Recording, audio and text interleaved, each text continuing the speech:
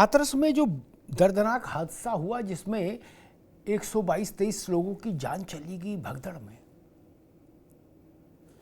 उस पर आज एक पहली जांच रिपोर्ट आ गई। न्यायिक जांच में की रिपोर्ट में तो समय लगेगा, लेकिन एसआईटी की रिपोर्ट आ गई और एसआईटी की रिपोर्ट मूल रूप से इस बात को कहती है कि दोष दो स्तरों पर था। एक आयोजकों का, प्रायोजकों का, जिन्होंने परमिशन मांगी मधुकर से लेके और अन्य सेवादार, उनका दोष, और दोष एसडीएम का, सीओ पुलिस के क्षेत्राधिकारी का, थानेदार का, दरोगा का, वहां के उस हल्के के बीट कांस्टेबल तक का। इधर वालों का दोष, उधर वालों का दोष। लेकिन ये एसआईटी की रिपोर्ट बाबा पर कोई उंगली नहीं उठा रही।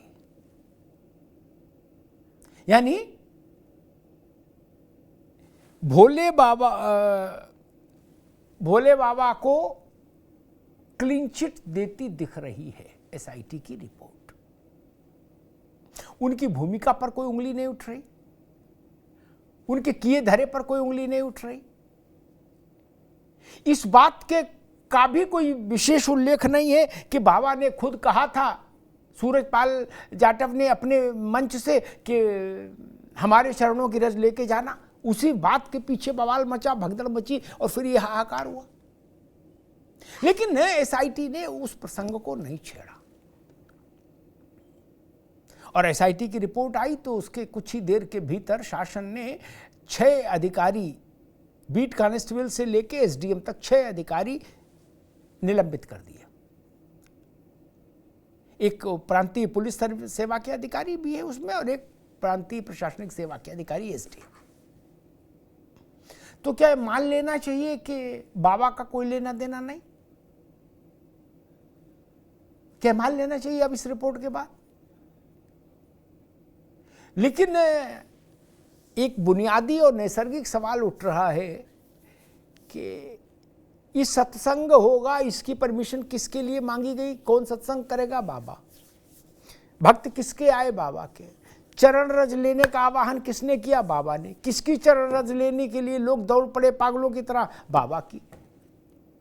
लोग मर रहे थे, हाहाकार मचा हुआ था, किसकी गाड़ी निकल गई शीशा चढ़ा के बिना देखे? बाबा। 3 दिन तक गायब कौन रहा? बाबा। लेकिन बाबा पर कोई चर्चा नहीं हो रही, बाबा को कोई नोटिस भी नहीं गया एसआईटी की तरफ से कि भाई कम से कम बाबा से एक बराए नाम, फॉर्मेलिटी के लिए ही सही, एक बयान ले लिया जाता है, कुछ सवाल पूछ लिए जाते, हल्के ही सवाल सही, लेकिन पूछे तो जाते नहीं, पूछे ही नहीं गए। न्यायिक आयोग ने भी अभी तक बाबा को चिट्ठी नहीं भेजी कि भाई हाजिर हो, कहां हो। रामलाल से पूछताछ, श्यामलाल से पूछताछ, सब हो रहा है। सिपाही चौकीदार तक से इन्वेस्टिगेशन हो रहा है, सेवादार, चौकीदार, सिपाही, होमगार्ड, सबसे। लेकिन ये कोई नहीं पूछ रहा कि बाबा कहां है और बाबा से भी कोई बयान लिया जाए। बाबा भी तो प्रत्यक्षदर्शी हैं। हालांकि बाबा तो कहते हैं वो त्रिकालदर्शी है, लेकिन त्रिकालदर्शी छोड़ो, मैं मानता हूं प्रत्यक्षदर्शी तो थे ही, चश्मदीद तो है ही ना बाबा भी उस घटना का। फिर इस एक सबसे प्रमुख चश्मदीद से पूछताछ क्यों नहीं हुई? इसके पीछे क्या खेल है? क्या जाति का खेल है? क्या राजनीति का खेल है? क्या चुनाव का कनेक्शन है? या बाबा होने, तथाकथित बाबा होने के कारण ही एग्जम्प्टेड है?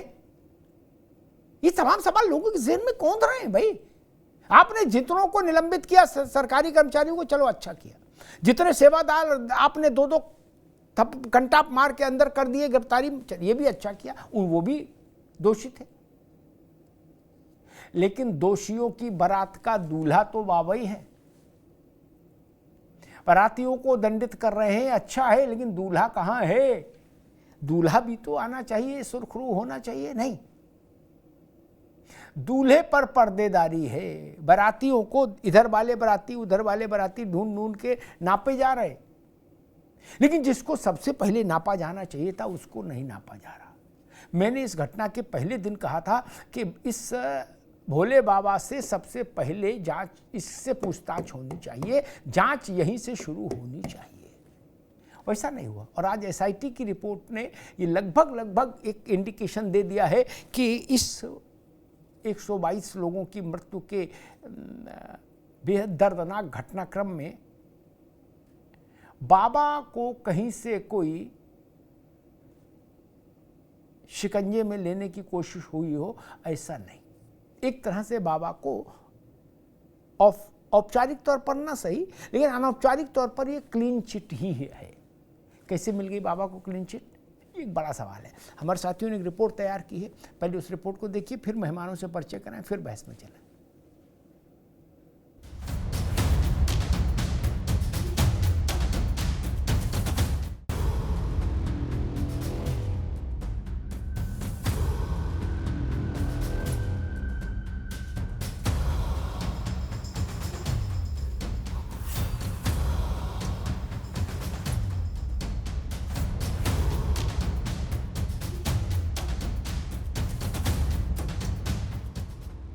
हाथरस में बीती 2 जुलाई को मौत के जिस सत्संग में 121 लोगों की जान चली गई थी, उस कांड की जांच करने वाली एसआईटी ने अपनी 300 पन्नों की रिपोर्ट सरकार को सौंप दी है।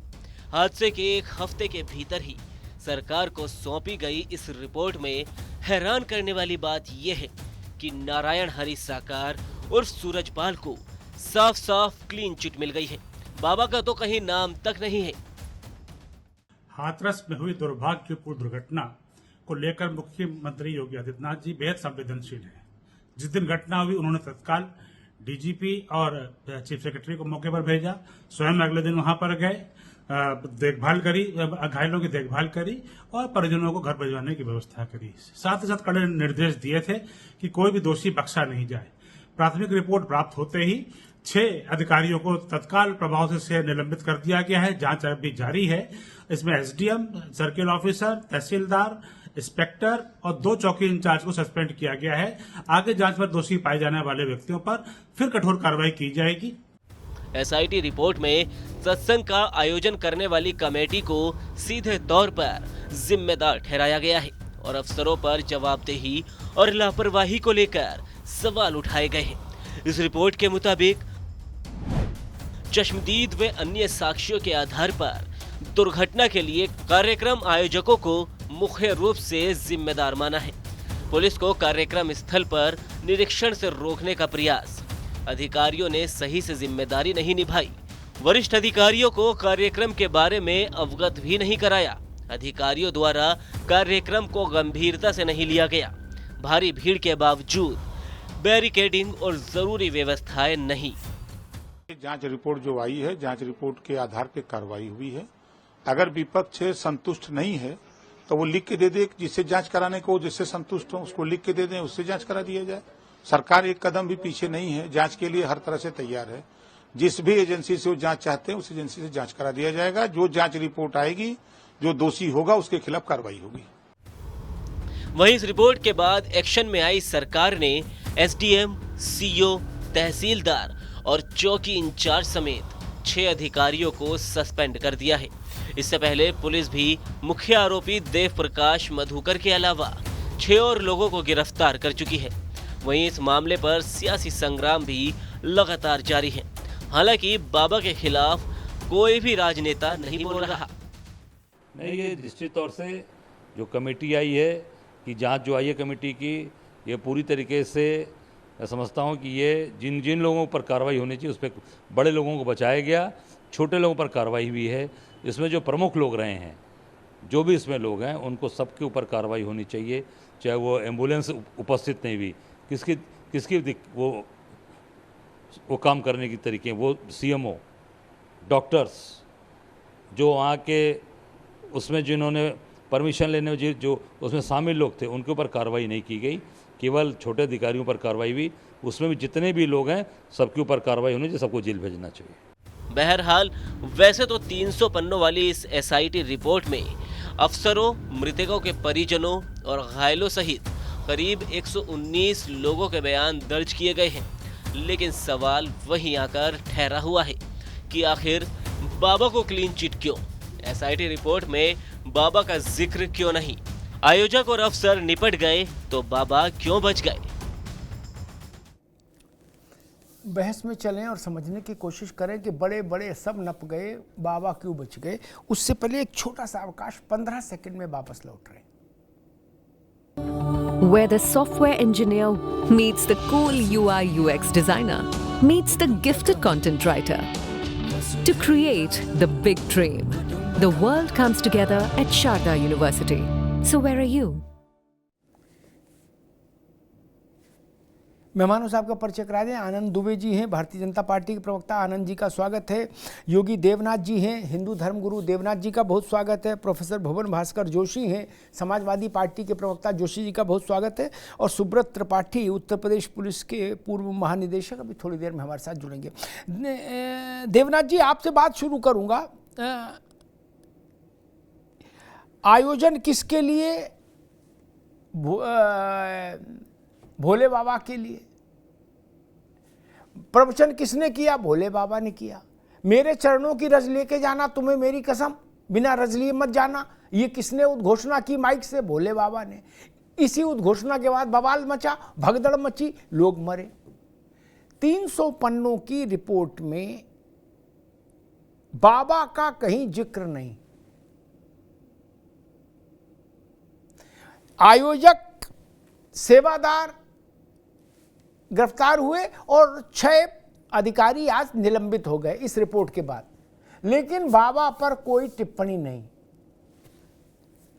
योगी जी।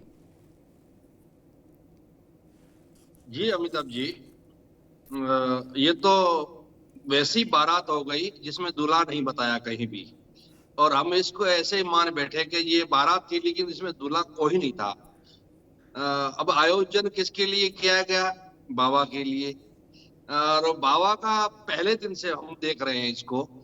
अरे वो गुनहगार तो वही है। किसके लिए एकत्रित किए लोगों को एकत्रित 80,000 की परमिशन थी और आपने 2.5 से 3 लाख क्यों एकत्रित किए?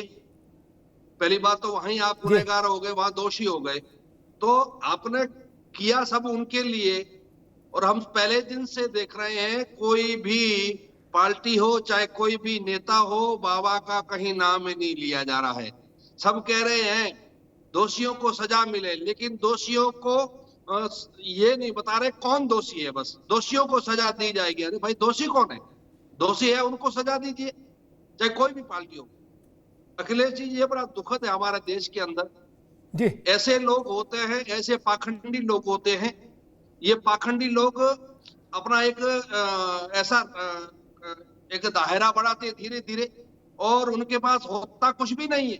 वो पाखंड के कारण, ये कोई संप्रदाय से नहीं होते, कोई अखाड़ा द्वारा से नहीं होते, ये स्वयंभू होते, ये ढोंगी लोग होते हैं। एक अपना एक ऐसा खड़ा करते हैं, उसमें धीरे धीरे पार्टियों के लोग आते हैं, और पार्टियों के लोग आते तो पब्लिक बेचारी भोली भाली होती है। वो देखती है कि ये बाबा जी के पास बड़ा चमत्कार है, धीरे धीरे पब्लिक तो भोली है। अमिताभ जी, व्यक्ति जब जिसको दर्द होता है तो वो कहाँ भागता है? वो भागता है वैद्य के पास, डॉक्टर के पास।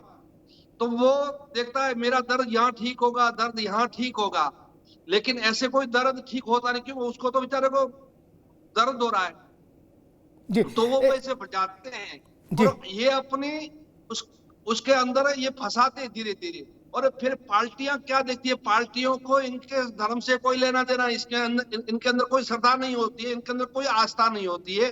पार्टियां क्या देखती है? वोट बैंक देखती है। बाबा जी किस जाति से है, कैसा है, कौन है, और इसके पास वोट है, अगर हम कुछ करेंगे तो कल हमें वोट बैंक की नुकसान होगा। मैं तो हर पार्टियों को कहता हूं, हर जगह से कहता हूं, पार्टियों वोट का चिंता ना करें। जो गरीब जनता इसके अंदर मारी गई है, 125 लोग मारे गए, उनका क्या? उनका तो कुछ नहीं बेचारों को। तो मुझे लगता है कोई भी पार्टियां इनसे ऐसे दूर रह के, और जो भी गुनाहगार है, इसका गुनहगार तो मुख्य बाबा ही है। और ठीक है योगी जी, दोबारा आता हूँ आपके पास। महाराज जी, दोबारा आता हूँ। मैं जोशी जी के पास चलूंगा। जोशी जी, जो बात अभी देवनाथ जी कह रहे थे, सारी पार्टियां बच बच के खेल रही, कहीं बाबा का नाम ना आ जाए होंठ पे, क्या वो बवाल हो जाए। मैं यहां मायावती जी का जरूर उल्लेख करूंगा। पूरे देश में अकेली ऐसी बड़ी नेता, पूरे देश में, उत्तर प्रदेश नहीं, जिसने हिम्मत करके ये कहा लिखत पढ़त में कि ये जो बाबा है, भोले बाबा, ये पाखंडी है और राजनीतिक नफा नुकसान के आधार पर बाबा के खिलाफ रियायत न बरती जाए, बाबा को भी जेल भेजो। जोशी जी, ये साहस मायावती जी ने तो दिखाया, बाकी किसी ने नहीं दिखाया। आप भी विपक्ष में थे, लेकिन आप भी वही बात बोले, दोषियों को सजा दी जाए, बाबा का नाम नहीं लिया। और आप ही लोगों की बात मुझे लग रहा है एसआईटी ने भी मान ली, बोले भाई सिपाही भी बर्खास्त, दरोगा भी बर्खास्त, बाबा जी जिंदाबाद। जोशी जी। देखिए अमिताभ जी, जी आपने जो आदरणीय बहन जी का वर्णन करा कि उनका स्टेटमेंट ही आया है, तो इसके बारे में तो बसपा के प्रवक्ता ही बता सकते हैं। और आपने कहा है तो उनका बयान आया होगा, उनका अपना एक विवेचना होगी जी। लेकिन जो लड़ाई को समाजवादी लोग मानने का काम करते हैं वो संविधान की लड़ाई, और संविधान और कानून का विद्यार्थी होने के कारण मैं पाता हूं कि जो जांच करने का अधिकार क्षेत्र था वो सरकार के पास था, और उनके अधिकारियों की एसआईटी की जो जांच आई है ये उनका विषय था। उन्होंने रिपोर्ट दी है, कुछ निलंबन की बातें भी अधिकारियों की आई हैं इसमें निकल के। तो निश्चित तौर पे हम ये कह दें कि बाबा को गिरफ्तार करें, ये भी जिम्मेदारी थी तो योगी जी की थी। और हम लोग तो केवल कानून के लड़ाई को लड़ते हैं कि कानून सम्मत किसी के साथ अन्याय नहीं होना चाहिए। इसलिए हमारे नेता माननीय अखिलेश यादव जी ने कहा कि जो भी दोषी है वो बचना नहीं चाहिए, चाहे वो बड़ा से बड़ा आदमी हो, छोटे से छोटा आदमी हो। जोशी जी, आपको बाबा दोषी लग रहा कि नहीं, बस ये बताओ, बाकी तो ठीक ही है। दोषारोपण, मैं इतना कह सकता हूं कि जो दोषारोपण होता है अमिताभ जी, उसका निर्धारित करता है कानून की धाराएं, और कानून के अंतर्गत जो बातें आती है वो करते हैं। इसमें जो हमारी जो ऑब्जेक्शन है वो ये है कि किस प्रकार कुछ ऐसे लोगों को भी गिरफ्तार कर लिया गया है जो लोकेशन पे थे ही नहीं। एक का उदाहरण माननीय अखिलेश यादव जी ने दिया है मैनपुरी के, एक सिकोहाबाद से उपेंद्र सिंह यादव का नाम के निकल के आया है कि उनकी गिरफ्तारी हुई है, उनकी लोकेशन कुछ वहां की है ही नहीं। तो इस तरह की वो फर्जी गिरफ्तारी ना हो, हम लोग समाजवादी लोग मांग करते हैं। और हमारी मांग ये है कि कोई भी दोषी कितना ही प्रभावशाली व्यक्ति हो वो बचना नहीं चाहिए। जोशी जी, किसी लोग जी, ठीक है जोशी जी, कई बार ऐसा भी हो जाता है जो पुराने खिलाड़ी, मैं नहीं कह रहा वो जो फिरोजाबाद में पकड़ा गया वो उसका मसला सही है गलत मैं नहीं कह रहा, लेकिन पुराने खिलाड़ी होते हैं वो ऐसा भी कर लेते, अपना फोन जो है गुड्डू पप्पू को दे जाते हैं कहीं, है लोकेशन वहां की शो होती है, वो काम दूसरी जगह करे आते हैं दौड़ के, ऐसा भी होता है। ये लोकेशन से खेल बड़ा गंभीर है। अमिताभ जी गंभीर बात मैंने ऐसे देख, ठीक है जोशी, अरे एक मिनट रुकिए भाई, एक मिनट रुकिए, मैंने ऐसे खिलाड़ी देखे, सुब्रत त्रिपाठी जी भी जुड़ गए, उनका भी स्वागत। ऐसे लोग भी देखे जोशी जी मैंने खिलाड़ी, जिन्होंने दिल्ली में कश्मीरी गेट से जालंधर जाने वाली बस में अपना फोन रख दिया, अब लोकेशन शो हो रही जालंधर की, क्या पुलिस भाग रही जालंधर, भैया दिल्ली में छोले भटूरे खा रहे हो कांड करने के बाद। ये भी होता है, इसलिए लोकेशन अंतिम सत्य नहीं हो सकती। खैर, मैं आनंद दुबे जी के पास जाऊंगा, उससे पहले मैं त्रिपाठी जी के पास चलूंगा। सुब्रत त्रिपाठी जी, ऐसे बड़े जघन्य हत्याकांड बहुत कम होते जिनमें मरने वालों की संख्या 120-25 के आसपास पहुंच जाए। इतना बड़ा कांड हो गया और नतीजा ये आया कि भाई 5-7 सेवादार आयोजक पकड़ लिए गए, बोले भाई इनको पकड़ो, और 6 अधिकारी निलंबित कर दिए गए, बोले ये लोग दोषी हैं बस। एसआईटी ने 300 पन्नों में इस बात की स्थापना कर दी। अब जनता ये कह रही है कि ये तो बाबा बोला था कि चरण रज लेके जाना, तुम्हें हमारी कसम, बिना चरण रज लेके मत जाना, और सारा बवाल ही चरण रज के लिए हुआ। त्रिपाठी जी देखिए, ऐसा है जी कि कोई भी कानून का ज्ञाता आदमी अगर पूर्वाग्रहग्रस्त न हो तो मुझे बताइए कि बाबा का दोष क्या है जी? क्या इतना ही उसका दोष कोई कर सकता है कि वह एक अनुसूचित जाति का आदमी है, जिसके नाते उसके ऊपर आरोपों की छड़ी लग रही है। कोई भी आदमी हो, जिम्मेदारी प्रशासन की होती है अगर प्रशासन अनुमति देता है। अगर बिना अनुमति के बाबा वहां गया होता तो बाबा का 100% होता, लेकिन जब बाबा ने अनुमति ली और अनुमति एसडीएम ने दी तो न्याय ये कहता है कि बाबा का इसमें कोई दोष नहीं है। कुंभ मेले में जवाहरलाल नेहरू जी के टाइम में और स्वयं नेताजी मुलायम सिंह के टाइम में रेलवे स्टेशन पर कुंभ मेले के दौरान हादसा हुआ, कितने लोग मारे गए, कितने घायल हुए। क्या इसके लिए कोई शंकराचार्य या कोई धर्मगुरु दोषी है? शालीग्राम की बटिया चाहे बड़ी चाहे छोटी, एक आस्था सबकी आस्था है, चाहे वो कपड़ा गिरुआ न पहन के, चाहे वो शर्ट पैंट पहनते हो। अगर डॉक्टर अम्बेडकर के प्रति किसी की आस्था है, अगर काशीराम जी के प्रति किसी की आस्था है, बाबा सूरज के प्रति किसी की आस्था, उनको बाबा करना चाहता है तो कोई जुर्म तो नहीं। ठीक है। अगर कोई दूसरा आरोप लगता है कि बाबा अंधविश्वास फैला रहे हैं, कहते हैं कि हम मृत्यु को जीत सकते हैं, जिंदा कर सकते हैं, मैं पूछ रहा हूं हमारे जैसे जितने लोग सनातनी हिंदू हैं, क्या वे यह दावा नहीं करते हैं? शिव जी का महामृत्युंजय मंत्र का हम जाप करते हैं और लोगों को कराते हैं, और सबको यही, जितने भी हमारे जैसे कथा पुराण ज्ञान की वार्ता, शास्त्रीय ज्ञान की वार्ता करने वाले लोग हैं, कहते हैं कि जो महामृत्युंजय का जाप करता है उसकी इच्छा के विरुद्ध काल उसका कुछ कर ही नहीं सकता है। आपने भी कविता सुनी होगी, काल उसका क्या करे जो। ठीक है सुब्रत जी, अभी रोकूंगा आपको मैं, आनंद दुबे जी। ठीक है, अभी रुकना होगा, बाबा कहता है अभी रुकना होगा। मैं आनंद दुबे के पास चलूं उससे पहले एक बात कह दूं कि ऐसा उदाहरण दे दूं ताकि चीजें ठीक रहें। देवनाथ जी,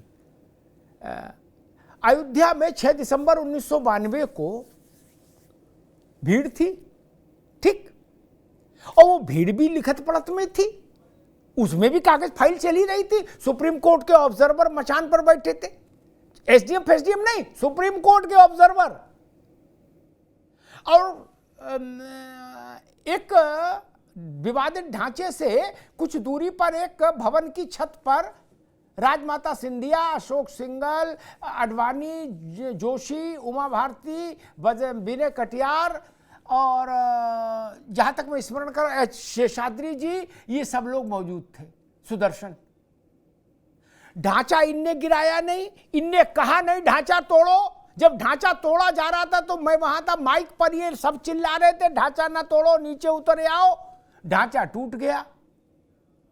इसी भारत के कानून ने इन सब के खिलाफ मुकदमा दर्ज किया, सबको गिरफ्तार किया, माता टीला लाके पटका। तब ये कानून समझ में नहीं आया था जो अब बताया जा रहा है कि बाबा का दोष क्या, ये बता दे कोई हमको। अडवाणी वहां कुदाल लेके चढ़े थे? नहीं ना। रज्जू भैया चढ़े थे? नहीं ना। मुरली मनोहर जोशी चढ़े थे? नहीं। फिर गिरफ्तार हुए ना, क्योंकि वो कॉज आपका है, इसी लिए गिरफ्तार किए गए थे। भाई गजब बात कर रहे थे त्रिपाठी जी, बताइए। खैर, इसी देश में इतने बड़े घटनाकांड में देश के इतने बड़े नेता एक साथ बुक हो गए थे देवनाथ जी, और उसमें कोई भी किसी के हाथ में फावड़ा नहीं था। घटना घटी इसलिए कि चरण रज लेने आदमी भागा। चरण रज का आवाहन किसने किया? यही तो प्रोवोकेशन है। खैर, आनंद दुबे जी, एक एसआईटी की रिपोर्ट आज आ गई 300 पन्नों में, और कुछ अधिकारी सस्पेंड कर दिए गए। अब विपक्ष जो कह रहा है, अभी हम अजय राय को सुन रहे थे, वो कह रहे थे कि भाई छोटे अधिकारियों को दंडित कर दिया गया, जबकि इतने बड़े आयोजन की आहट और जिम्मेदारी दोनों बड़े अधिकारियों के पास रहती है, रहनी भी चाहिए। आपके जिले में इतना मास मूवमेंट हो रहा है, सब चीज छोड़ो, आवा बाबा, मास मूवमेंट तो है ना। 2-2.5 लाख का मास मूवमेंट तो कमिश्नर और एडीजी की नॉलेज में भी होना चाहिए, नहीं? तो उन लोगों ने फिर क्या किया? या केवल थानेदार और 2 दरोगा और 1 बीट कांस्टेबल और सीओ के हवाले छोड़ दिया, बोले बेटा देख लेना जैसे तुम्हारा मन हो, गुड्डू निपटा देना? ऐसा था क्या? नहीं। अमिताभ जी, अभी एसआईटी की प्रारंभिक रिपोर्ट आई है, इसमें अन्य भी कई बिंदुओं पर इशारा किया गया है और इसमें एक बात लिखी गई है कि ये जो स्थानीय अधिकारी हैं, इन्होंने ऊपर के अधिकारियों को सही चीज ब्रीफ नहीं की, ऐसा लिखा गया है। जो प्रारंभिक जांच रिपोर्ट आई है उसके आधार पे अभी ये कार्रवाई की गई। जांच अभी बंद हुई नहीं जी, ना ही कार्रवाई का कोई सिलसिला बंद, अभी एक न्यायिक जांच में चल रही है, तो खुद माननीय मुख्यमंत्री जी ने बनाई है, जिसमें एक न्यायाधीश के लोग, इस जांच रिपोर्ट की भी रिपोर्ट आई और निश्चित रूप से मैंने आपको उस दिन भी कहा था, अब भी कह रहा हूं कि बड़े अधिकारी भी लापरवाही के दायरे में हैं, तो उनके खिलाफ भी कार्रवाई, और यदि इसमें कहीं से भी अन्य लोगों की संलिप्तता भी समझ में आती है तो उनके खिलाफ, ये अभी प्रारंभिक कार्रवाई, अभी कार्रवाई की शुरुआत हुई, कार्रवाई का अंत नहीं। जैसे जैसे जिस की भूमिका सामने आएगी, जिस की लापरवाही सामने आएगी, उन सब के खिलाफ कार्रवाई की जाएगी, ये बहुत स्पष्ट। देवराज जी, हमने देखा जब भी इतना बड़ा मास मूवमेंट किसी जिले में होता है, आदमियों का आना जाना, इतनी बड़ी संख्या में 2.5 लाख 3 लाख आदमी, बहुत बड़ा जमावड़ा है, जुटान है। वायरलेस पर एक संदेश लगातार अपडेट मैसेजेस चलते रहते हैं। वो कप्तान के यहाँ भी सुना जाता है, आईजी के यहाँ भी सुना जाता है, डीजी के यहाँ भी सुना जाता है, नहीं एडीजी के यहाँ भी उस इलाके में। ये इतनी छोटी घटना तो थी नहीं कि सीओ को भेज दिया, बोले बेटा हमें डिस्टर्ब नहीं करना, तुम ही लोग अपना निपटा लेना।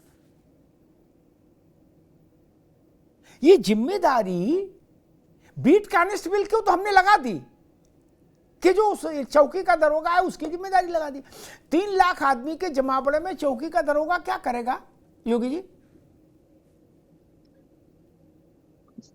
बिल्कुल अमिताभ जी, ये तो क्या है, मुझे लगता है लिपापोती की जा रही है और हर टाइम से, हर तरह से, हर जगह से लिपापोती की जा रही है। अभी जोशी जी समाजवादी पार्टी से जो कह रहे थे कि भाई हमने तो कहा है, अरे भाई आप छोटी छोटी घटनाएं होते हैं, आप वो प्रतिपक्ष नेता हैं, आपकी पार्टी प्रतिपक्ष में बैठी है, आप छोटी छोटी बातों पे तो इतना वो भरतनाट्य चालू कर देते हैं, इस पे तो आप बड़े मौन रहे चल रहे हो, आप बड़े ऐसे प्रवचन दे रहे हो जैसे आपसे बड़ा तो इस संसार में कोई साधु है ही नहीं, आप ही बस विनम्रता के एक प्राणी है सब।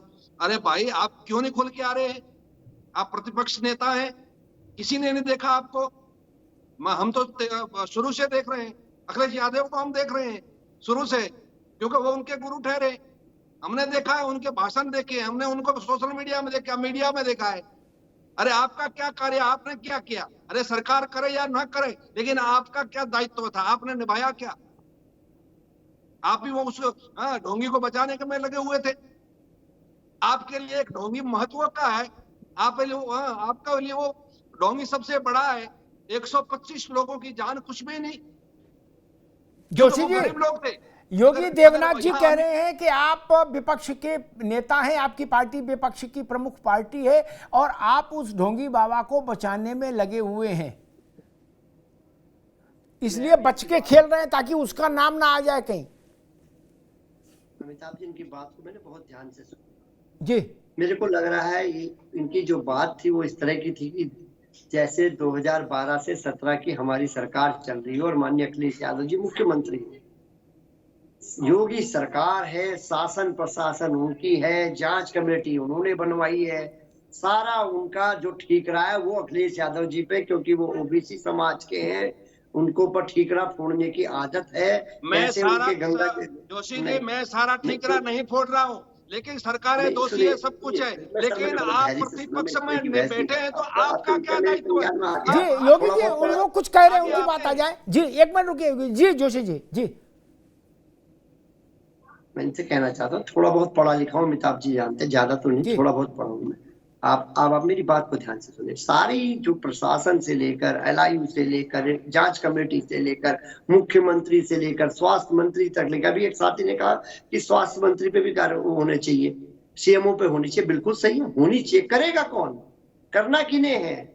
विपक्ष के नेता तो करेंगे नहीं कि अखिलेश यादव जी का करेंगे कि उनकी सरकार चल रही हो। अरे सरकार, ये सरकार भाजपा की सरकार है, और भाजपाओं के संबंध कैसे हैं बाबाओं से? कोई छुपा है क्या? राम रहीम हो नहीं, लेकिन ये बाबा तो आपका करीबी है। नहीं, ये बाबा तो आपका है, ये बाबा तो आपका करीबी है पुराना।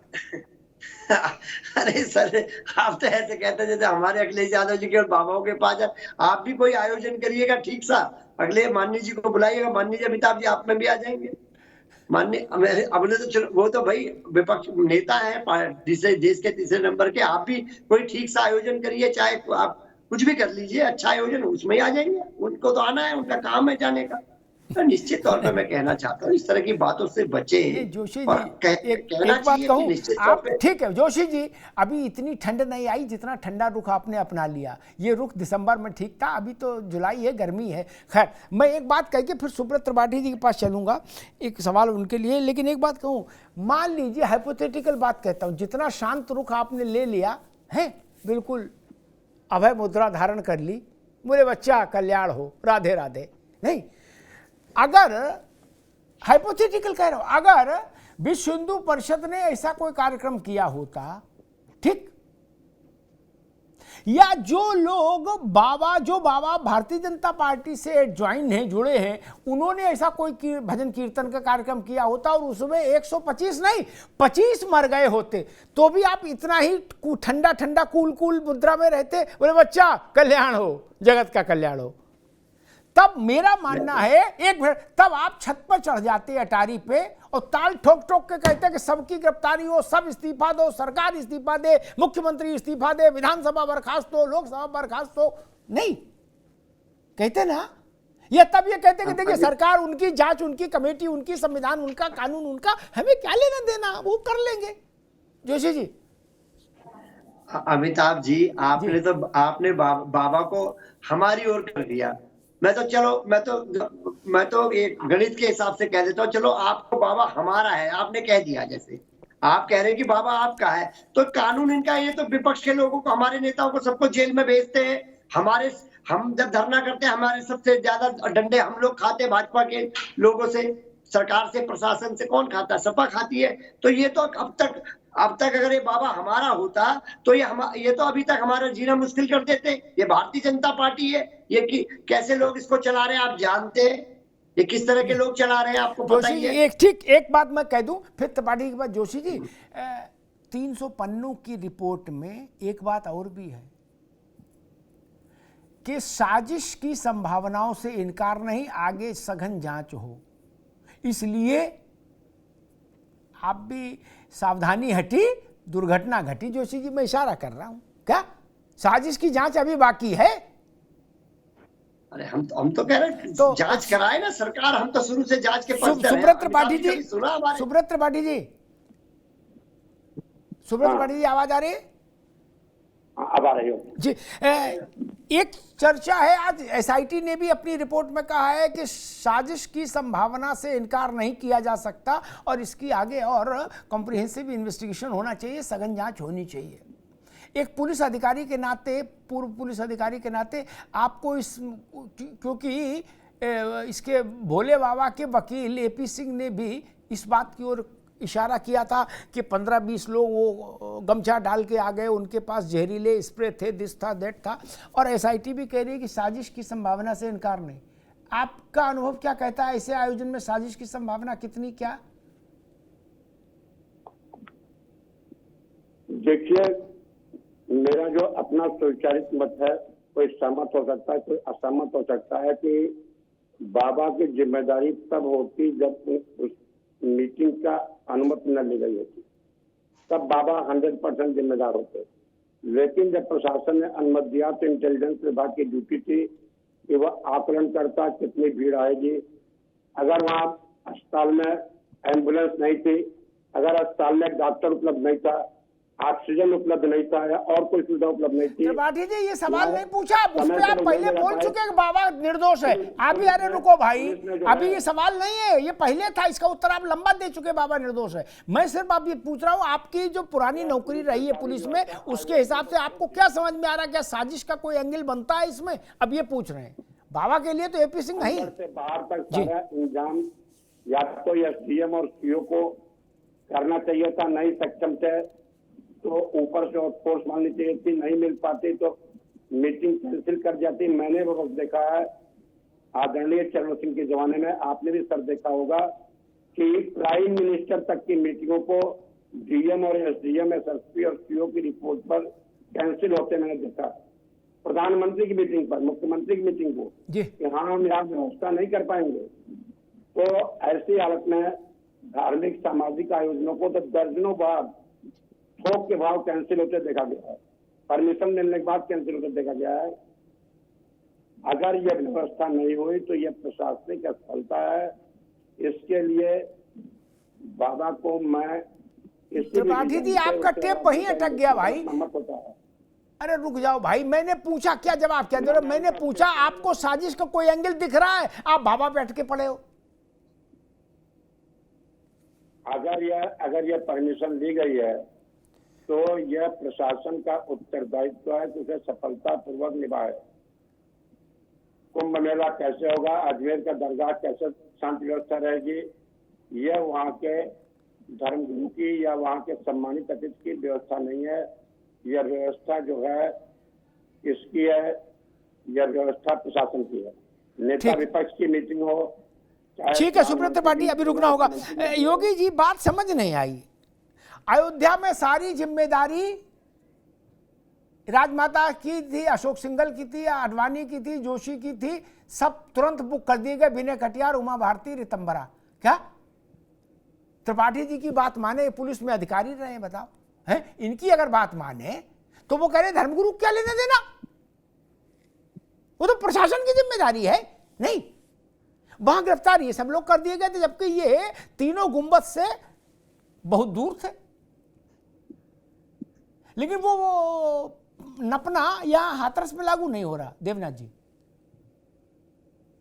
हाँ बिल्कुल, त्रिपाठी की बात जैसे सुने तो वैसा ही लग रहा है। तो बाबा का वहाँ कोई उसका अंदर इसका रोल नहीं है, और बाबा जी तो कोई वहाँ थे ही नहीं, बाबा जी का क्या लेना देना है। अरे भाई, जिसके लिए कार्यक्रम आयोजित हुआ है उस व्यक्ति के लिए अगर आपने 80,000 की अनुमति मांगी है, वहाँ 3 लाख हुए हैं, और फिर उनके जो चेले चपटे होते हैं और धूल लेने के अपने आप में तथाकथित भगवान बने बैठे हैं और धूल लेने जाते हैं, और धक्का मुक्की हम वहां के लोगों से, मीडिया से बात सुनते हैं, और जो मीडिया में वहां के लोग जो कह रहे हैं वो हुआ क्या, अनाउंस कर दिया बाबा जी उतर रहे हैं, बाबा जी के चरण की आप धूल ले लेंगे, आपका सब दुख दर्द दूर हो जाएगा। जैसे पब्लिक लेने गए और वहां के उनके जो कमांडो भवन जो भी बनाए हुए थे उन्होंने धक्का मुक्की की और उससे ये घटना घटी। अरे भाई, उनके कारण तो सब कुछ हुआ है। अरे मुख्य वो आरोपी होना चाहिए। इसके अंदर अमिताभ जी कहीं भी समझ नहीं आ रहा है ये क्या हो रहा है। अरे भाई, कहीं से शुरुआत तो वहीं से करो बाबा से। अगर बाबा निर्दोष हो गए छूट जाएंगे। आपने वहां कहीं उसको कहीं देखा ही नहीं है, उसके अंदर कहीं लिया भी नहीं गया। नहीं, बिल्कुल बाबा जी तो गंगा जी के पानी से एकदम धुले हुए हैं। इस कार्यक्रम से बाबा जी का कुछ लेना देना नहीं, लेकिन आई बाबा जी के लिए पब्लिक थी, आयोजन बाबा जी के लिए हुआ था, सब कुछ वही थे, फिर भी बाबा जी उसके अंदर कुछ भी नहीं। ये अमिताभ जी बड़ा दुखद है। और ऐसी घटना के अंदर ऐसे व्यक्तियों को समर्थन करना, वो जो आत्माएं गई है वो आत्माएं इनका जो बचाव कर रही है, वो आत्मा इनको छोड़ेगी नहीं। हम कोई व्यक्ति यहाँ कोई कुछ कर पाएगा ना कर पाएगा, ईश्वर के घर कभी अंधेरा नहीं, हमेशा उजाला रहता है। तो सत्य ऊपर चलना मेरा ये कहना है कि सत्य बताना चाहिए। ठीक बात, सत्य सबको साथ चलना चाहिए। जी योगी जी, मैं जोशी जी के पास चलूं एक नए सवाल के साथ। उससे पहले एक बात जरूर कहूंगा, जिस संस्था के लेटर हेड पर मधुकर ने परमिशन मांगी थी, जोशी जी आपकी जानकारी में भी ये बात रहनी चाहिए, उस संस्था का संरक्षक करता धरता मुखिया कौन है? सरबरा यही बाबा है, यही बाबा है। जैसे समाजवादी पार्टी के किसी आयोजन में कोई चिट्ठी मांग जाएगी सरकार के पास तो उस पर दस्तखत करेंगे राजेंद्र चौधरी, ठीक, लेकिन सपा के अध्यक्ष तो अखिलेश यादव है ना। Is that clear Joshi ji? मैं अपनी बात कह पाया ना? समाजवादी पार्टी के अल्टीमेट चेहरा तो अखिलेश यादव है ना, लीगल भी और वैसे भी। वैसे ही जिस मानव समन्वय क्या समिति, कौन लंबा चौड़ा नाम है जिसके तरफ से इसने आयोजक ने दस्तखत करके एप्लीकेशन दी थी, उसके सरबराह, उसके मालिक मुख्तार तो यही बाबा है जोशी जी। ऐसा थोड़ी ना कि बाबा कोई विदेश से आए थे।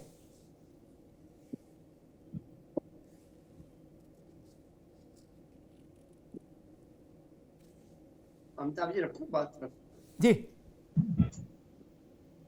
अमिताभ जी, समाजवादी पार्टी जब से ये घटना, प्रिय घटना घटी है, हम लोगों ने हमेशा इस बात को रखने का काम करा है कि कोई भी अपने प्रभाव से इसमें बच नहीं पाए। लेकिन आप जानते हैं कि सरकार किसकी है, कौन सरकार बाबाओं के साथ रहती है, कौन सरकार को इन लोगों का संरक्षण प्राप्त होता है, किसका प्रशासन है, किसकी एलआईयू है, कौन जांच कमेटी गठित कर रहा है। और अभी हमारे जो विपक्षी साथी है वो भी बता रहे थे कि अभी एक चरण अभी इसका जो पूरा हुआ है और अन्य जांचें भी चल रही है और जांच का दायरा बढ़ना चाहिए।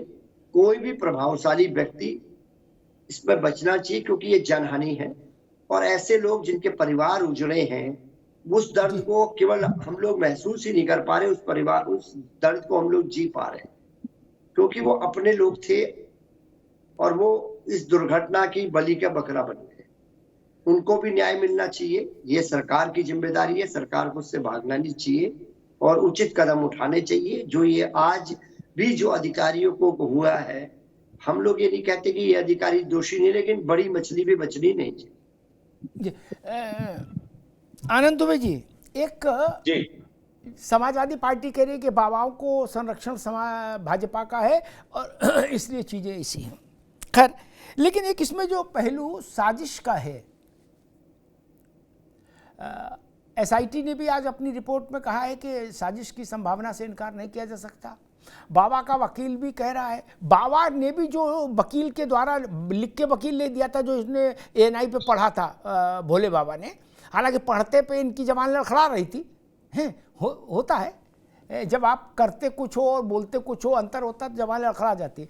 बाबा ने भी ये कहा था उपद्रवी लोग आए, एपी सिंह ने कहा कि वो जहरीला वो स्प्रे लेके आए, और एसआईटी भी कह रही है कि साजिश की संभावना है, इनकार नहीं, उसकी जांच फर्दर और होनी चाहिए। मुख्यमंत्री जी ने भी शुरुआती दिन में कहा था कि इन सज्जन के किन लोगों से संबंध है सबको पता है, किनके साथ फोटो है, साजिश की संभावना से इनकार नहीं, उसकी भी जांच होगी। अब जांच जहां तक पहुंची है वहां के बाद आप लोगों को क्या लग रहा है, साजिश की संभावना कितनी, और अगर हां तो साजिश भी विफल हो इसकी जिम्मेदारी भी अंततः शासन की होती है, नहीं?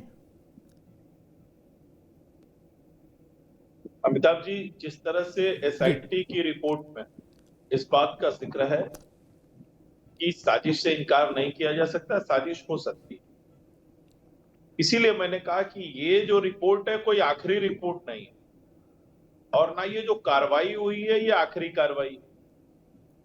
न्यायिक आयोग की जो जांच रिपोर्ट आएगी उसके आधार पे और जो कार्रवाइयां बनती वो हमारी सरकार करेगी। एक दूसरा विषय ये कि न्यायिक आयोग भी यदि अपनी जांच में कुछ और चीजों का इशारा करता है या वो भी किसी साजिश का, या तो कोई साजिश है तो उसकी हो सकता है कि उसमें क्लैरिटी हो जाए कि किस तरह की साजिश, या न्यायिक आयोग अगर इस बात की सिफारिश करता है कि नहीं इसमें स्पेसिफिक इस एंगल से इस एजेंसी के द्वारा जांच कराई जानी चाहिए तो हम वो भी कराएंगे, क्योंकि हमारा उद्देश्य बहुत स्पष्ट है कि इस पूरे घटनाक्रम के लिए जो लोग भी उत्तरदायी हैं वो नहीं बचने चाहिए।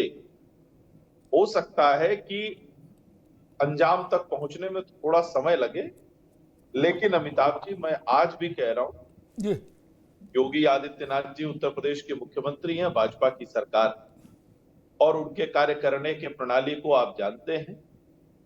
वो किसी को नहीं छोड़ेंगे अगर कोई दोषी होगा। हम दोषियों के खिलाफ कोई नरमी नहीं बरतते हैं, न जाति के नाम पे, न धर्म के नाम पे, न संप्रदाय के नाम पे, और न कपड़े के नाम पे। जोशी जी, क्या आपको ऐसा लगता है कि जैसे फिरोजाबाद वाले की गिरफ्तारी हुई, वो समाजवादी पार्टी का नेता या कार्यकर्ता है, मुझे बताया गया, फिरोजाबाद शिकोहाबाद जहाँ से गिरफ्तारी हुई है, और जो ये जो मुख्य आयोजक था जिसने परमिशन मांगी थी, मधुकर, इसके साथ भी पुलिस ने जब इंट्रोगेशन किया है तो उससे भी कुछ इशारे ऐसे आए हैं कि फंडिंग और उन चीज़ों में समाजवादी पार्टी से जुड़े लोगों के नाम भी आ रहे हैं। इसका इल्म है आपको जोशी जी, आपकी पार्टी को? अमिताभ जी, सांच को आज नहीं जी। माननीय अखिलेश यादव जी जो राजनीति करते हैं वो पारदर्शी राजनीति करते हैं। एक बेदाग चेहरा माननीय अखिलेश यादव जी का है। मैं बहुत जिम्मेदारी से, और एक गंभीर पत्रकार आप हैं, एक बहुत गंभीर चैनल आपका है, मैं बहुत जिम्मेदारी से कहना चाहता हूँ, समाजवादी पार्टी इस प्रकार की जो तथ्य आए हैं इनसे कोई सरोकार नहीं। हमारा सिंबल एजेंडा है, हम लोग सामाजिक न्याय की लड़ाई लड़ते हैं। निश्चित तौर पे जाति जनगणना को लेकर हम लोग आगे बढ़े हुए हैं, पीडीए को लेकर हम लोग आगे बढ़े हुए हैं। हमारा इन पर हम लोग एक स्वस्थ राजनीतिक दल है जो समाजवादी विचारधारा को आगे बढ़ाता है, और हम तो कह रहे हैं सरकार पे मौका है। आपकी बात कहता हूँ, सरकार इनकी है, हमारे साथ तो, हमारे कार्यकर्ताओं के साथ तो कितना जुल्मो सितम 7 साल और 10 साल में हमने देश में और प्रदेश में देखा है, जुल्मो सितम की पराकाष्ठा देखी है। माननीय अखिलेश यादव जी के घर को गंगा जल से धुलते हुए इस देश ने देखा है। हमने देखा है कैसे वो शिव अर्चना करने जाते, कन्नौज में गंगा जल से धुला जाता। हमारे साथ तो अस्पृश्यता का एक जीता जागता उदाहरण भारतीय जनता पार्टी ने कर रखा है। हमारे लिए तो हमारे कार्यकर्ताओं के लिए तेल के डंडे इनके हमेशा पिलाए रहते हैं कि कब इनकी पिलाई करनी है हम, और ये तो सोनी मौका है इनके पास, जांच कर रहे हैं लोग। मैं खुले तौर पे चैलेंज देता हूं अमिताभ जी, इस तरह की चैलेंज के राजनीति में अगर माननीय अखिलेश यादव जी से साफ सुथरा आया, पूरे देश में नहीं है। वो हमेशा डेवलपमेंट की बात करते हैं, विकास की बात जोशी करते जी हैं। एक बार रुकिए, आनंद दुबे जी, वो कह रहे हैं आपके डंडे हमेशा तेल पिलाए आप रखते हो समाजवादियों को पीटने के लिए। अब वो चुनौती दे रहे हैं कि जांच करा लो, हमारा कोई लेना देना नहीं। नहीं अमिताभ जी, एक चीज बहुत स्पष्ट है जी, हमारी सरकार का डंडा तेल पिलाकर हमेशा तैयार रहता है, लेकिन किनके लिए? उपद्रवियों के लिए, गुंडों के लिए, मवालियों के लिए, समाज में विघ्न उत्पन्न करने वाली ताकतों के लिए। अब अगर इन सब में वो अपने आप को मानते हैं, कोई बात नहीं है। नहीं मानते हैं तो आदर है उनका, हमारे साथ राजनीति कर रहे हैं, हमारे विपक्ष है, हम उनका पूरा सम्मान करते हैं, लेकिन डंडा तो भाई तैयार रहता है ऐसी ताकतों के लिए जो समाज में भय उत्पन्न करके अपना फायदा करना चाहते हैं। अब आप बताइए, ऐसी नकारात्मक शक्तियों से भारतीय जनता पार्टी को लड़ना चाहिए या नहीं? आप बताएं, आप प्रोफेसर साहब से पूछें, जोशी साहब से, कि क्या गुंडों से लड़ना, अपराधियों से लड़ना, दंगाइयों से लड़ना, आतंकियों से लड़ना, या जो समाज में खौफ पैदा करने वाली ताकतें हैं उनको डंडा दिखा के कंट्रोल करना गलत है? ठीक, जोशी जी एक छोटा सा उत्तर दे दीजिए। वो कह रहे हैं जिनको डंडा मारते हैं वो अब मवाली हैं, बवाली हैं, आतंकवादी हैं, भय पैदा करते हैं, समाज में विघटन फैलाते हैं, इसलिए उनको डंडा मारते हैं। और वो कह रहे हैं कि अगर सपा इनमें से अपने को मानती है तो फिर तो कोई बात ही नहीं। जोशी जी, जन सरोकार के मुद्दों पर डंडे हम लोग खा रहे हैं, नीट नेट पे धांधली ये लोग कर रहे हैं, डंडे हमारे कार्यकर्ता खा रहे हैं। 108 में पुलिस की लड़कियों को धरने पे बैठने पर डंडे हम लोग खा रहे हैं। और मैं आपसे कहना चाहता हूं, हम डंडे खा रहे हैं, लेकिन आज उत्तर प्रदेश की जनता हमारे साथ खड़ी है, 30 करोड़ जनता। परिणाम लोकसभा का बताने को काफी। अमिताभ जी, छोटा जवाब जी जी जल्दी से। अमिताभ जी, मैं भी पत्रकार रहा हूं, मैंने भी पत्रकारिता की है और बड़ा करीब से देखा। हाँ, एक जमाना होता था जब मुलायम सिंह यादव जी थे तब सपा के कार्यकर्ता सड़कों पे भी दिखते थे, किसी किसी मुद्दे को लेकर सड़क जाम करते थे। तब बहन जी की सरकार हो या कोई सरकार हो, इनको लाठियों से कूटती भी थी, पीटती भी थी, फिर भी ये लोग संघर्ष करते थे। उसमें थोड़ी अराजकता भी करते थे, ऐसा नहीं केवल संघर्ष ही करते थे, संघर्ष की आड़ में और भी बहुत कुछ कर लेते थे, लेकिन फिर भी संघर्ष करते थे। लेकिन जब से अखिलेश जी आए हैं, सपा खुद ही संघर्ष कर रही थी, सड़क पे तो इनका संघर्ष दिखा ही नहीं। यही तो हम लोग कहते रहे, जब ये कोई मुद्दा उठाते हैं, भैया सड़क पे तो आओ। ठीक, लेकिन ये कहे नहीं हम ठीक आनंद जी, ठीक, मैं रोकूंगा सपा। अच्छा जी, जोशी जी जल्दी से, फिर मैं त्रिपाठी जी के पास जाऊंगा, फिर देवनाथ जी के पास जी। इसके बाद बोलूंगा भी नहीं। मैं इनसे कहना चाहता हूँ, लोकतंत्र में जनता अपने परिणाम के द्वारा बता देती है कौन लट खा रहा है, कौन संघर्ष कर रहा है, कौन जनता के साथ खड़ी है। हमें आपके परिणाम की आवश्यकता नहीं, जनता ने 2024 में भरपूर परिणाम दे दिया है जी। ठीक, त्रिपाठी जी, सुब्रत त्रिपाठी जी, आप मेरी आवाज सुन रहे हैं? आवाज आ रही सर जी। मेरे दिमाग में एक सवाल आया कि जैसे किसी बिल्डर का अपार्टमेंट बन रहा है, कोई कंस्ट्रक्शन चल रहा है, उस कंस्ट्रक्शन पर किसी मिस हैपनिंग की वजह से कोई मजदूर गिर पड़ा और वो नहीं रहा, पुलिस बिल्डर समेत एफआईआर करती है वहां सुपरवाइजर तक सबके खिलाफ। क्या बिल्डर है कलकत्ता में और घटना घटी मान लो नोएडा में, लेकिन बिल्डर भी नेम्ड होता है, क्यों? मैं यही सिद्धांत यहां लगाना चाह रहा था, तो आपने कह दिया बाबा का कोई लेना देना नहीं। त्रिपाठी जी, मैंने अयोध्या का उदाहरण दिया और एक ये उदाहरण दिया, ये भी भारत के ही कानून के तहत दोनों उदाहरण हैं मेरे सामने। जो लोग अयोध्या का कहीं भी जल गए जी, उनको किसी भी न्यायालय ने उचित नहीं ठहराया और उनको निर्दोष घोषित किया। अन्य किसी भी अयोध्या में, जैसे कुंभ मेले वाले बता रहे, अयोध्या के गलत केस था, कुंभ मेले में देख लीजिए कई बार हादसे हुए, लेकिन उसके लिए जहां मीटिंग हो रही है, जो भाषण दे रहे हैं, वे उसके लिए रिस्पॉन्सिबल नहीं ठहराए गए, बल्कि सदैव जो त्रिपाठी जी, मैंने जो पूछा उसका जवाब दो आप ना। बिल्डर के यहाँ मजदूर गिर पड़ा, मर गया, मुकदमा बिल्डर के खिलाफ हो गया। बिल्डर तो साइट पर रहता नहीं है, न बिल्डर सीढ़ी पकड़े। मुकदमा तो किसी के खिलाफ लिखा गया हो, लेकिन चार्ज से जिसके खिलाफ आएगी नहीं। ठीक, सुब्रत जी, ये बात जम नहीं रही, बात जम नहीं रही। पुलिस के ठीक है, ठीक है, ठीक है महाराज, मैं देवराज जी के पास चलूंगा, लेकिन एक बात जरूर कहूंगा, पुलिस को ये अधिकार नहीं, ना इसमें उसको दिमाग लगाना चाहिए कि न्यायालय क्या फैसला देगा। ये न्यायालय का काम है ना, आप पकड़ के न्यायालय तक तो ले जाओ, इसी बात की तो नौकरी है। आप नहीं तय कर दिया, बोले इनको बाबा खिलाफ न्यायालय में कुछ नहीं होगा, ये हम जानते। बोले कैसे जानते? बोले मेरा मन कह रहा है, इसलिए नहीं नाम डाला। गजब बात है, बिल्डर को पता है कि ये जाएगा, बोले बिल्डर को डाल दो है। मैंने तो इतना बड़ा उदाहरण दे दिया जिसके बाद कोई बहस ही नहीं बचती। अडवाणी, जोशी, रितंबरा, उमा भारती, सबको नेम्ड करके थानेदार ने और गिरफ्तार किया। तब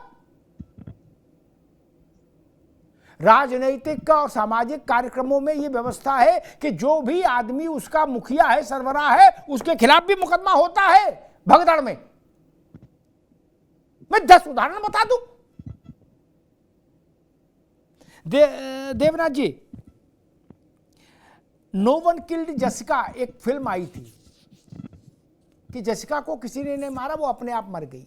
ठीक, जांच में प्रत्यक्षदर्शियों ने, एसआईटी की रिपोर्ट कहती, एक बात सबने कही कि भगदड़ मची, और सबने ये कहा भगदड़ क्यों मची? बोले बाबा ने कहा था हमारी चरण रज लेके जाना। तो भगदड़ का कारण क्या है? ये कहना कि मेरी चरण रज ले जाना।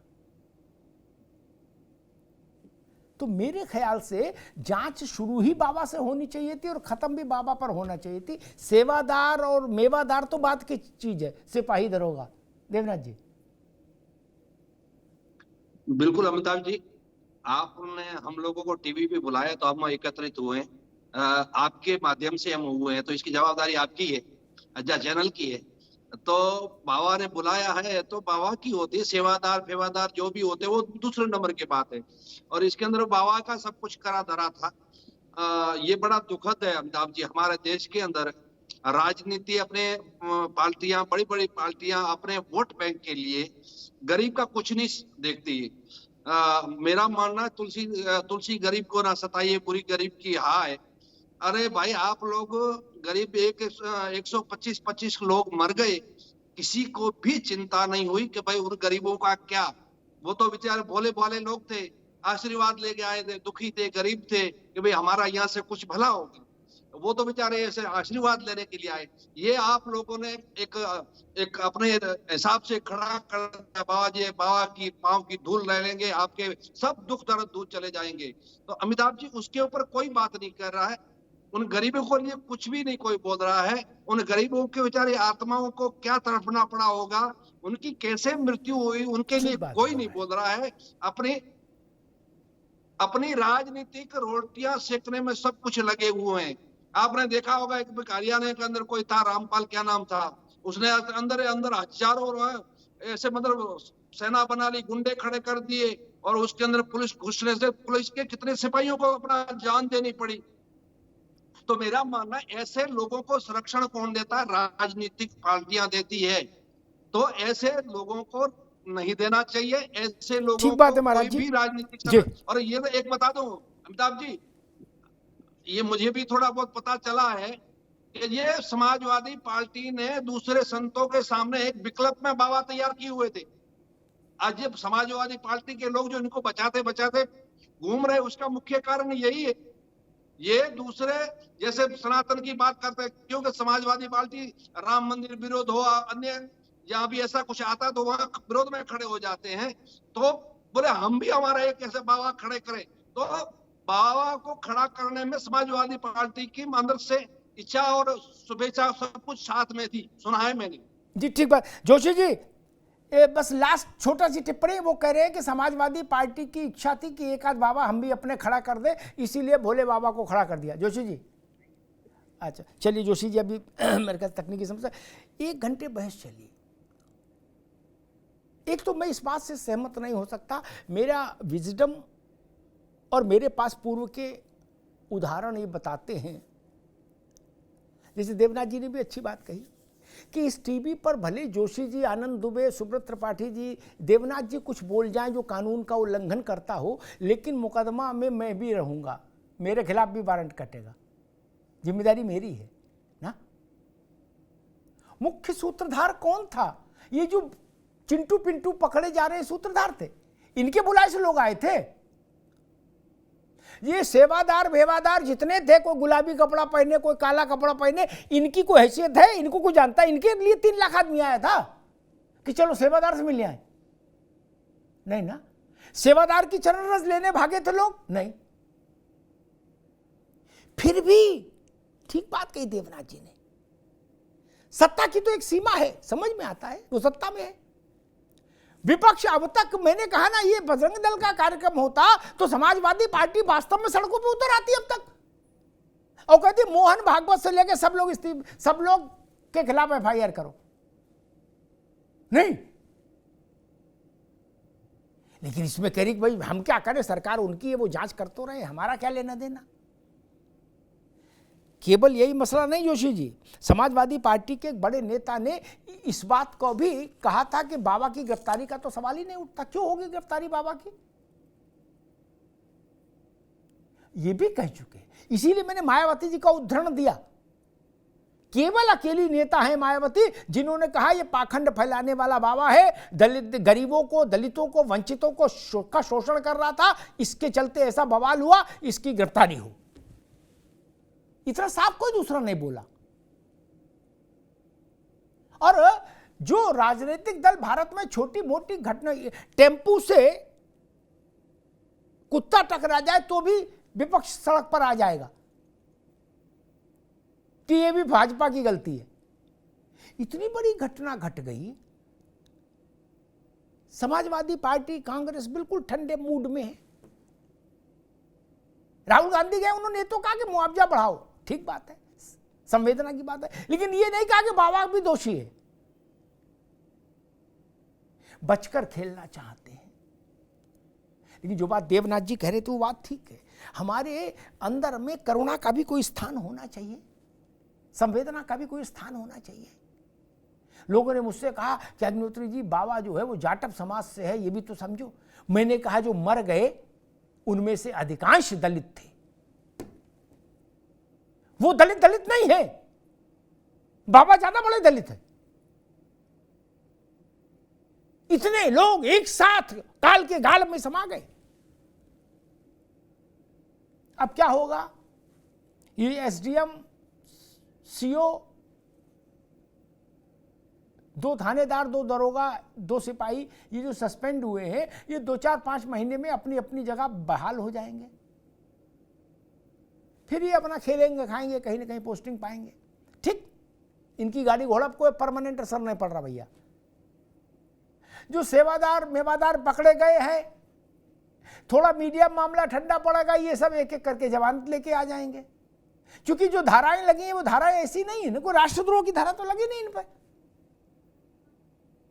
गैर इरादतन है मसले जो लगाए हैं शासन ने, तो गैर इरादतन में कोई बड़ी सजा तो है ही नहीं।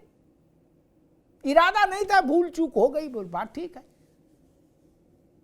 ये भी बरी हो जाएंगे, वो तो खैर बहाल हो ही जाएंगे सरकारी लोग। लेकिन 125 लोग जो मर गए, उनके घर में दिया कब जलेगा इसकी कोई गारंटी नहीं। जलेगा भी कि नहीं जलेगा। जिनकी मां चली गई, जिनके बाप चले गए, जिनकी बहन चली गई, भाई चला गया, बच्चे छोटे छोटे चले गए, या बच्चे अनाथ हो गए, कौन देखेगा? आज विषय गर्म है मित्र, इसलिए सब चर्चा भी कर रहे हैं। उसके बाद कौन देखेगा? अगर कोई उस जिसके यहां से कोई मर गया, अगर वो 6 महीने बाद डीएम संबंधित जिले के जिलाधिकारी कार्यालय में चला जाएगा और वहां चपरासी से कहेगा कि मेरे पिताजी या मेरी मां हाथरस कांड में मर गई थी, मुझे कलेक्टर से मिलना है, तो मिलना मुश्किल हो जाएगा मित्र। हमने देखा है।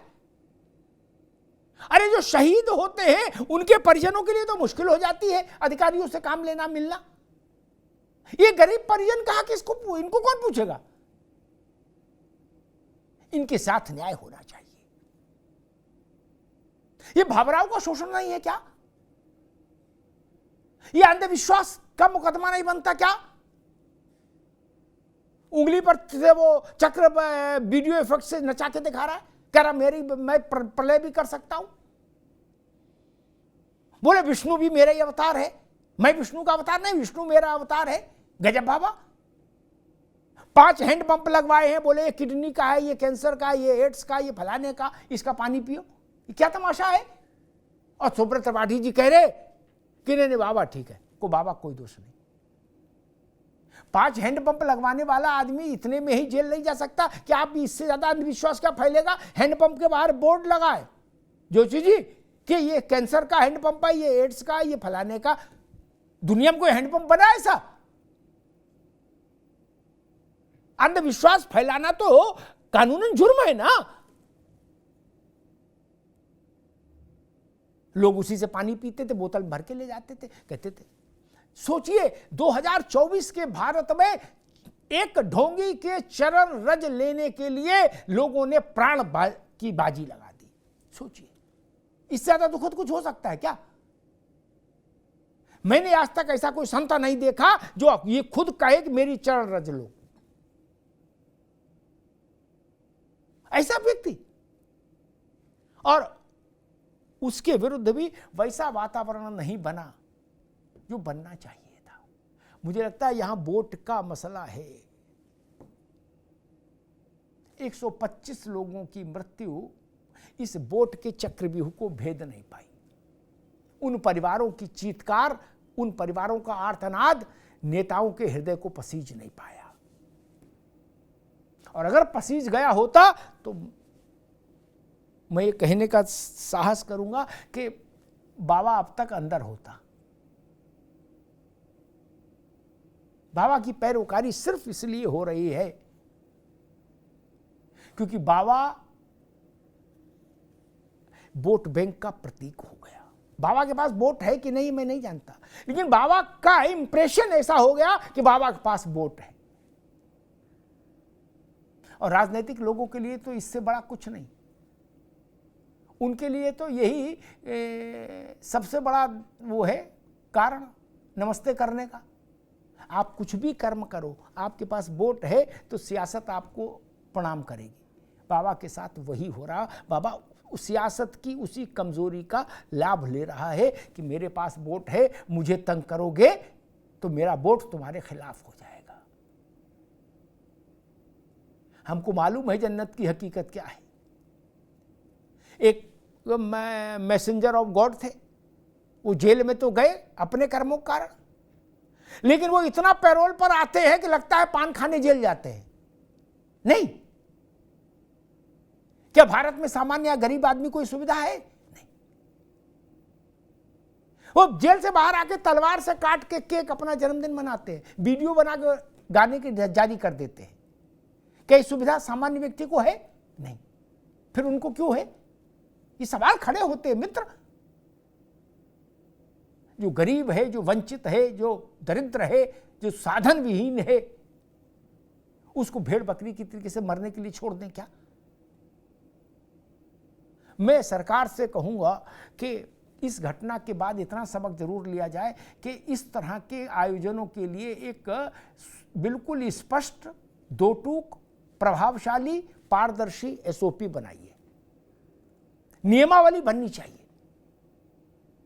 किसी को भी कुछ भी कह के जनता को भ्रमित करने की छूट नहीं होनी चाहिए कि अपने घर के बाहर 5 हैंडपंप लगवा दे और कहे इससे पानी पियो तो सारे रोग ठीक हो जाएंगे। यही पाप है जो भारत के गरीब जनता को इस दिशा में ले जाता है। इसलिए मैं कह रहा हूं कि बाबा ने भी पाप किया, उस पाप का हिसाब होना चाहिए। हाथरस का हिसाब तभी पूरा होगा जब बाबा का भी हिसाब हो। धन्यवाद। Where the software engineer meets the cool UI UX designer, meets the gifted content writer. To create the big dream, the world comes together at Sharda University. So where are you? Mayawati ji के साहस को नकारा नहीं जा सकता इस घटना के संदर्भ में। कम से कम जब वो कांग्रेस, भाजपा, सपा, तृणमूल, जनता दल, लोकदल कोई बोलने की स्थिति में नहीं था बाबा के लेकर, तो अकेली मायावती थी जिन्होंने इस बात को कहा और डंके की चोट पर कहा कि बाबा ढोंगी है, बाबा पाखंडी है, इसके खिलाफ राजनीतिक कारणों से कोई रियायत नहीं होनी चाहिए, इसको भी जेल भेजा जाना चाहिए। ये बड़ी बात है, ये बड़ा साहस है। जब सारी राजनीतिक दलों को कंपन हो रहा था कि बाबा पर सख्ती करेंगे तो बाबा वोट के पास जो वोट है वो हमारा नुकसान कर देगा, तब मायावती ने कम से कम एक लकीर खड़ी खींची। मायावती जी ने राजनेताओं में कम से कम इतनी बड़ी घटनाओं पर तो ऐसा साहस होना ही चाहिए था। जबकि इंप्रेशन ये था कि बाबा भी दलित है तो शायद मायावती जी तो नहीं बोलेंगी, लेकिन मायावती जी ने उस इंप्रेशन को गलत साबित किया और उन्होंने एक सीधी लकीर खींची। वैसी लकीर समाजवादी पार्टी ने नहीं खींच पाई, कांग्रेस भी नहीं खींच पाई। धन्यवाद।